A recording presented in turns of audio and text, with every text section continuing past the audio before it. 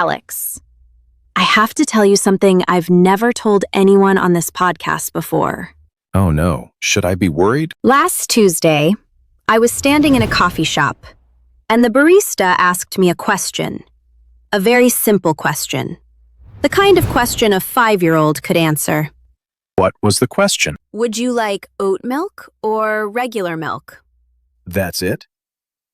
That is it. And I stood there for, I'm not exaggerating, maybe 45 seconds. 45 seconds, Alex. There was a line behind me. People were staring, and I just couldn't decide. Emma. Don't laugh, because here is the thing. I wasn't just thinking about milk.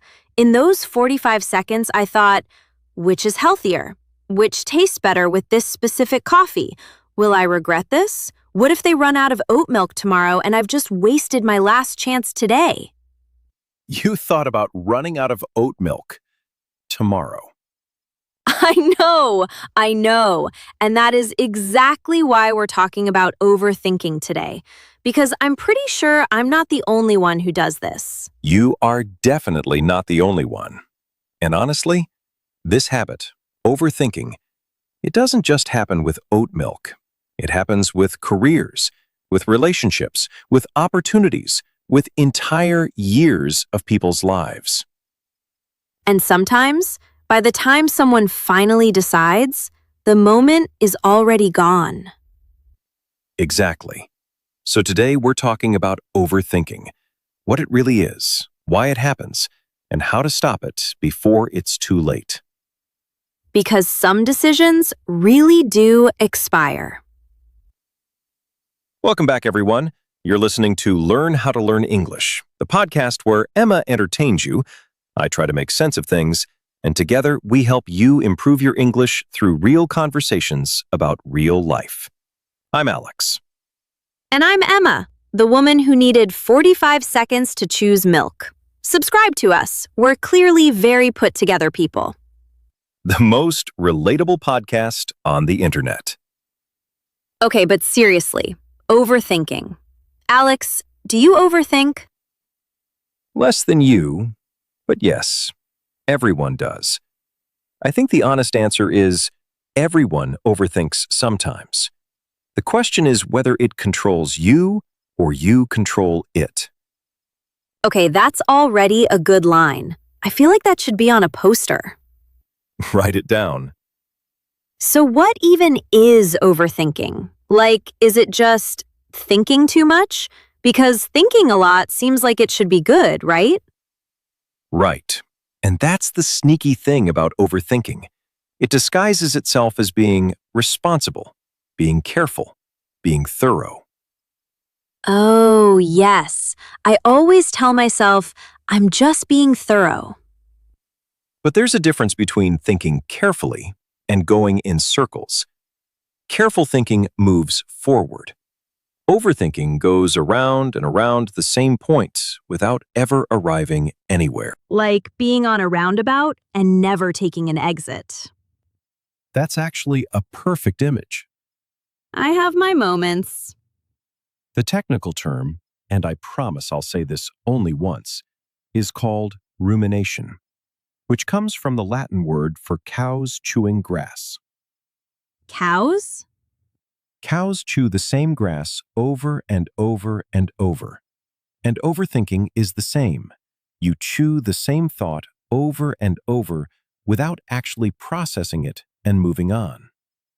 So when I'm overthinking, I'm basically a cow? Emotionally, yes. I cannot believe I just accepted that. The image works, though. It really does. Okay, so rumination, going in circles, not moving forward. And I'm assuming this is actually bad for you, like scientifically? Very bad. Consistently linked to anxiety, stress, decision paralysis, and in serious cases, depression. And one of the cruelest parts of overthinking is it feels like you're doing something productive. It feels like you're solving the problem. But actually, you're just staying in the problem. Ooh, staying in the problem. That hit me. And the longer you stay there, the harder it becomes to leave. Okay, I want to hear a story about this because I feel like we need to meet someone who experienced this, really experienced it, not just with oat milk. I have exactly the right story. Tell me everything. Before the story, I want to ask you something. Have you ever not done something because you thought about it too much? Yes, several times. There was a job I didn't apply for. I spent 3 weeks thinking about whether I was qualified enough, and by the time I decided I was going to try, the application had closed. How did that feel? Terrible, because I'll never know. I'll never know if I would have gotten it. And that not knowing, that's actually worse than rejection. That is such an important point. Because overthinking doesn't protect you from pain, it often just delays it and then makes it worse. Yeah, if I had applied and gotten rejected, I would have moved on. But because I never applied, I still wonder sometimes. There's a phrase for this in English. The pain of regret is worse than the pain of failure. Oh, yeah, absolutely. And this connects to something psychologists call analysis paralysis, which means thinking about something so intensely that you become unable to act at all. Analysis paralysis. That sounds exactly like what happened with my job application. And with your oat milk, Can we please leave the oat milk behind? never. It's the heart of this episode. Ugh, okay, but analysis paralysis. Why does this happen? Like, what starts it? Usually, fear. Specifically, fear of making the wrong choice. And this is something that's actually gotten worse in modern life because we have more choices than ever before, more options, more information. And paradoxically, more choices often lead to more anxiety, not less. Wait, more choices makes things harder? It's called the paradox of choice. The idea that when we have too many options, instead of feeling free, we feel overwhelmed, and we worry more about choosing wrong. Oh my gosh, this explains my entire experience in supermarkets. The cereal aisle? There are 40 types of granola, Alex. 40! How is a person supposed to function? And this is exactly what's happening on a bigger scale in people's lives. Too many possible paths, too much information about each path, and instead of choosing one, people freeze. And while they're frozen, time moves. Time always moves. That's the part overthinking ignores completely. It makes you feel like you're buying time, but actually, and this is the hard truth, you're spending it. You're spending it. I need a second with that one. Take your time. Okay, story, please, because I need to feel something. Let me tell you about a woman named Sophia. Sophia was 31 years old, and she had a gift. What kind of gift? She could paint, not just nicely, beautifully. The kind of painting that made people stop in the middle of a gallery and stand very still. Oh, I love this already. She had been painting since she was 8 years old. Watercolors first, then oil, then these incredible large canvases with layers and layers of color that seemed to glow from the inside. So she was talented. Deeply talented. But Sophia had a problem, and the problem was she couldn't finish anything. What do you mean?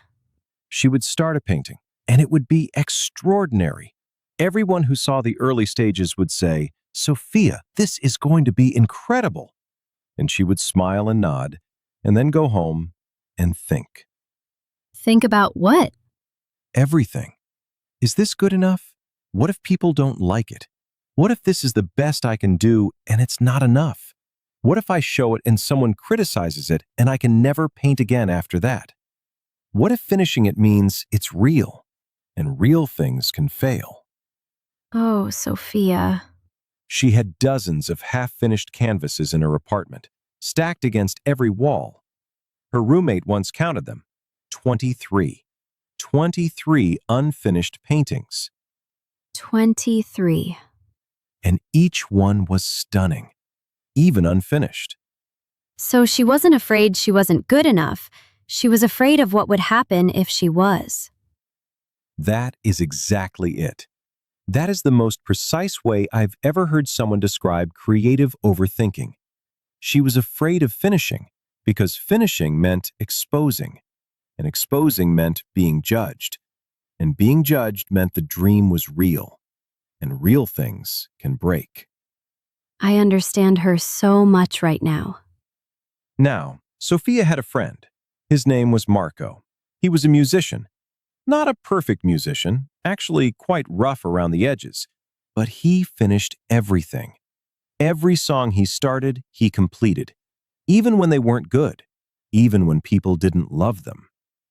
And they were friends even though they were so different? Close friends, because they understood something in each other. And Marco watched Sophia's unfinished paintings for years. He never pushed her. He never said, just do it. He knew that wouldn't help. Smart friend. One evening, Sophia called him, and she was crying. Not sad crying, angry crying. The kind where the tears are actually frustration with yourself. I know that cry very well.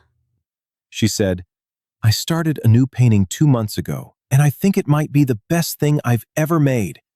And I can't finish it, Marco. I've been sitting in front of it for 2 weeks, and I can't make myself put the last brushstrokes on it. And I don't know what's wrong with me. Oh no. And Marco was quiet for a moment. And then he said something that Sophia would remember for the rest of her life. What did he say? He said, Sophia, what would happen if you finished it and nobody came? Meaning, Meaning, what if you finished it, showed it, and absolutely nothing happened? No praise, no criticism, no gallery, no reaction. Just silence. Would the painting still have been worth making? oh. Oh, that's a reframe. Sophia was silent for a very long time on the phone, and then she said, Yes, I think it would. Then finish it, Marco said. Not for anyone else, just to find out what it looks like completed. Just to find out what it looks like completed.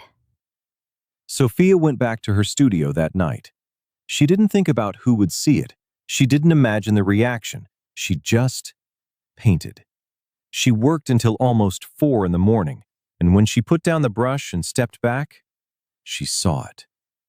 What did it look like? She said later that it looked like something she had been trying to say for 10 years and had finally said. She photographed it that night and posted it online, just quietly. No big announcement, no caption, just the image. And? By morning, 300 people had shared it. A small gallery in her city reached out by afternoon, and a woman she had never met sent her a message that said, I've been looking at this for an hour. I don't know how to explain it, but I feel less alone. Okay, I'm not okay. But here's the part I want you to really hear. Sophia said in an interview much later, when asked what changed for her, she said, I didn't stop overthinking overnight. I still do it. But that night I understood something. The painting didn't need my permission to be beautiful. It just needed me to finish it. The painting didn't need her permission to be beautiful. It just needed her to finish it. 23 unfinished paintings, Alex. I know. I wonder how many of them were extraordinary. I wonder too. Okay, I need a minute. I'm going to think about Sophia for a very long time. Good. That means it landed. Okay, so after Sophia, I want to talk about what we can actually do, because I think a lot of people listening right now recognize themselves. Maybe not with painting, but with something. A business idea, a conversation they keep putting off, a relationship, a decision they've been carrying around for months. And the first thing I want to say is, recognizing it is already something. Because most overthinkers are so deep inside the thinking that they don't even see it clearly. It's like being inside a snow globe. You can't see the snow globe from inside the snow globe. Emma, that's a great metaphor. Thank you. I have them occasionally. Okay, so practical things. What actually helps? Yes, give me tools. I'm ready. Okay, first one, and this is the most simple and the most powerful. Give yourself a deadline. Not a vague one, a real one. Like, I will decide by Thursday at noon? Okay, I have one I want to add. Can I add one? Please. Mine is do the first tiny step only. Because I think what stops me a lot is I look at the whole decision, the whole project, the whole change, and it's so big. But if I say, okay, I'm just going to write one line of the email, just one, or I'm going to spend 5 minutes on the application, just 5, And then? and then usually I keep going. The hardest part is always starting. Once you begin, momentum builds naturally. There's actually a name for this, the Zeigarnik effect. Once the brain starts something, it wants to finish it. So the trick is just getting it started. So the antidote to overthinking is doing? The antidote to overthinking is almost always some version of doing. Not necessarily big dramatic doing, sometimes just the tiniest movement forward. Like picking up the paintbrush Just picking up the paintbrush. and not worrying yet about what the painting will look like. Not yet. Just the brush. Just the first stroke. You know what I love about this topic? It applies to learning English too. Oh, absolutely. Because I talk to so many learners who overthink every sentence before they say it. Is this grammar correct? Will I sound stupid? What if I use the wrong word? And so they say nothing.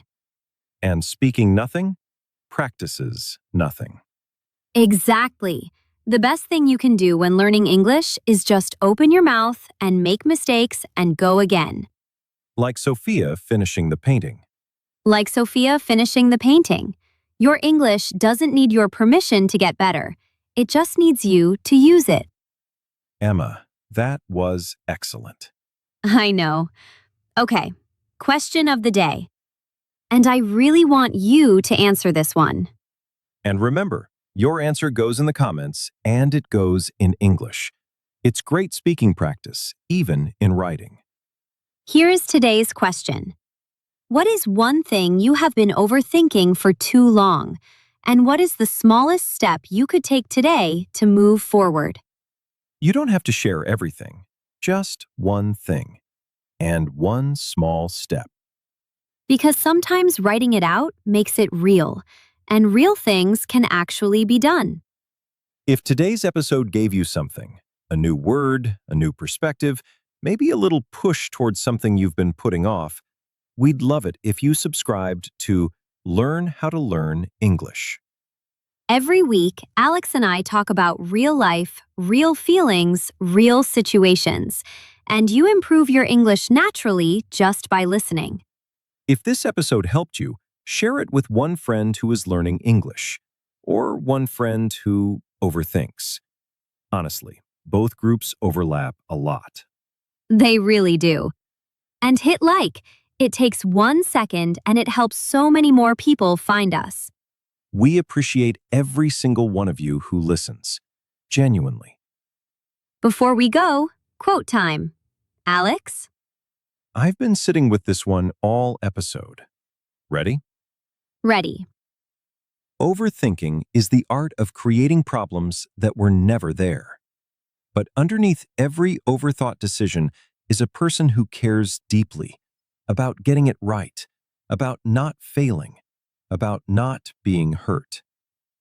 The answer is not to care less, it is to trust yourself more. Trust yourself more.